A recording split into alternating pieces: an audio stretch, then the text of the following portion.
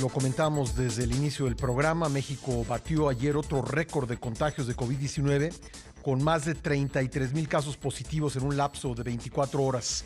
Vamos a platicar sobre esto que está ocurriendo, los contagios de Omicron que parecen estarse acelerando en todo el país, con el doctor Francisco Moreno, médico internista e infectólogo, a quien le doy nuevamente la bienvenida al programa. Buenos días, doctor.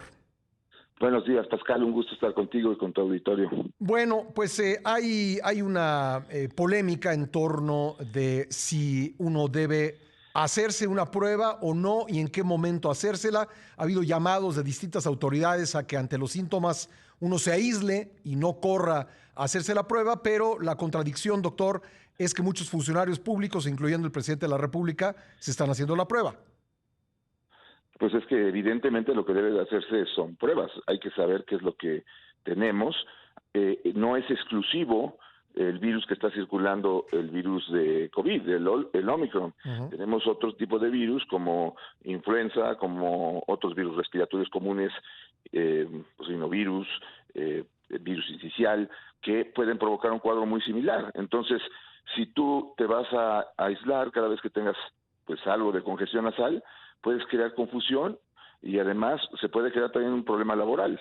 Lo ideal es hacerse pruebas y el problema es que no hay pruebas. O sea, el gobierno nunca decidió que las pruebas fueran útiles y ahora pues las colas son enormes para tratar de hacerse una prueba y pues la mejor forma de evitar esto es decir, pues nos hagan pruebas, pero pues nos tenemos que hacer pruebas para saber qué tenemos.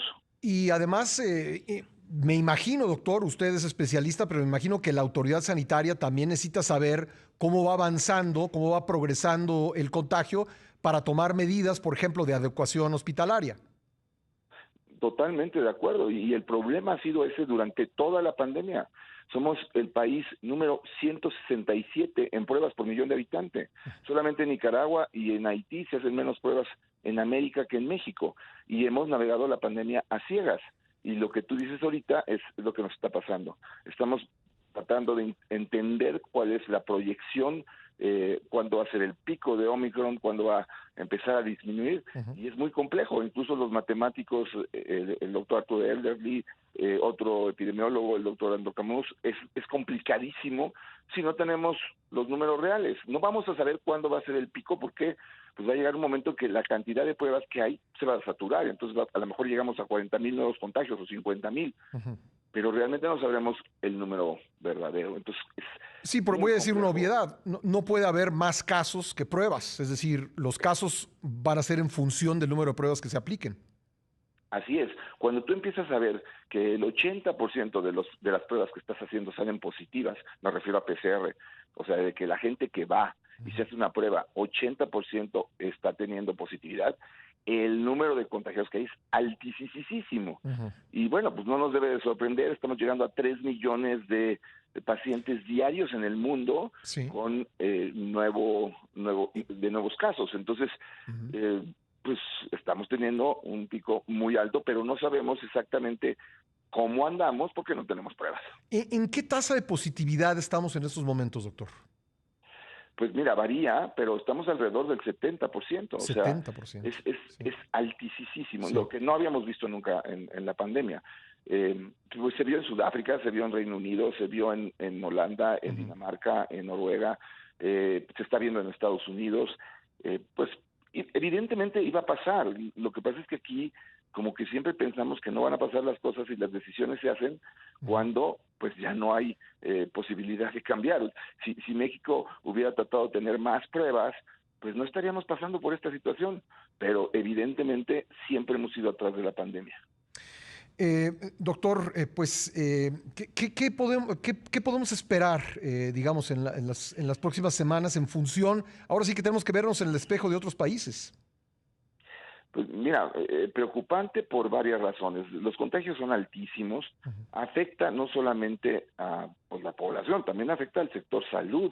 Podemos tener hospitales que empiecen a tener altísimos contagios de COVID, lo cual va a contagiar a pacientes que están internados probablemente por otra situación, lo cual puede colapsar porque pues los médicos, las enfermeras también nos enfermamos y también tenemos que aislarnos y también tenemos que cumplir una cuarentena y no arriesgar a otros pacientes. Entonces, mi preocupación es que se sature otra vez los hospitales porque a pesar de que es una variante mucho menos agresiva, el número de casos es tan grande que va a haber personas que requieran hospital y mientras más grande es, más personas hay.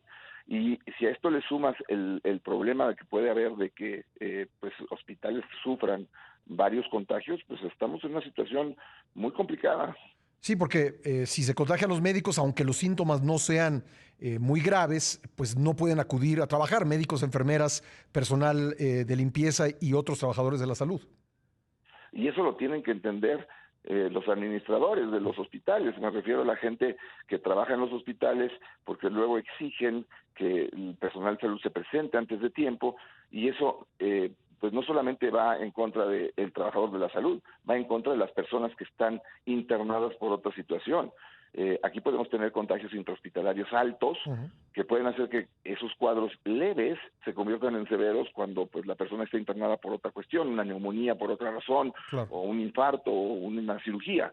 Todo esto es una situación que pues por más de que se dijo, pues no se previene.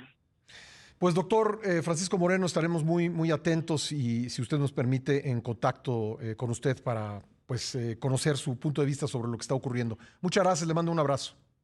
Gracias, Pascal, y a seguirnos cuidando. A seguirnos cuidando. Gracias, el doctor Francisco Moreno, médico internista e infectólogo.